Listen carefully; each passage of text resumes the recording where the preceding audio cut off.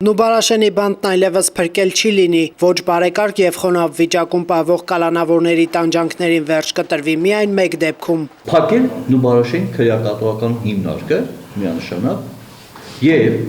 մարդկանց տեղափոխել Արմավիր քրեակատողական հիմնարկի շենք։ 37 տարի առաջ կառուցված շենքի առաջին հարկն անմխիթար վիճակում է։ Կալանավորների մեծ մասը վերջերս այնտեղից հեռացվեցին, բայց նկուղային հարկում դեռ մարդիկ են պահվում։ Այստեղ 7 օր կարանտին են անցնում նոր ազատազրկվածները, բաժախցերը եւս առաջին հարկում են։ Բանտի ծանր պայմանները հանգեցնում են նաև արյունոտ միջադեպերի։ 10 օր առաջ առաջին հարկի իրենց խցերից հեռանալ հրաժարվող կալանավորները դիմեցին ինքնավնասումների, տեղափոխվելով հիվանդանոց։ Նրանք պնդում են խուցը, որտեղ ուզում էին իրենց վերաբնակեցնել, վատն է։ Գործի խառնվեց օմբուդսմենը, նա կալանավորներին համոզեց տեղափոխվել նոր խուց, ավելին հայտարարեց, որ իրենց խոստացել են պայմանները բարելավել։ Հստակ ժամկետներ չեն նշել, բայց ողջ ամի ժամկետում այդտեղ բարենորոգման աշխատանքները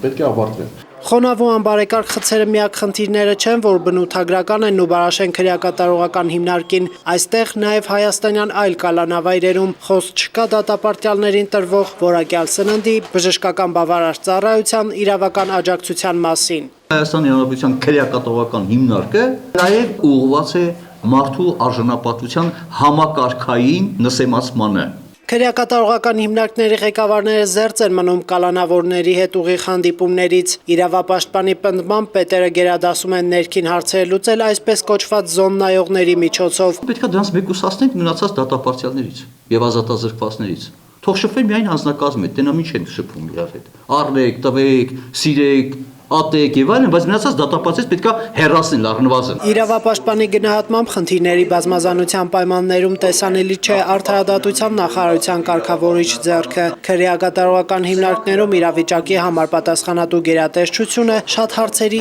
ինքը պետք է լուծումներ տա, այն չթողնելով միայն քրեակատարողական վարչության ղեկավարության վրա։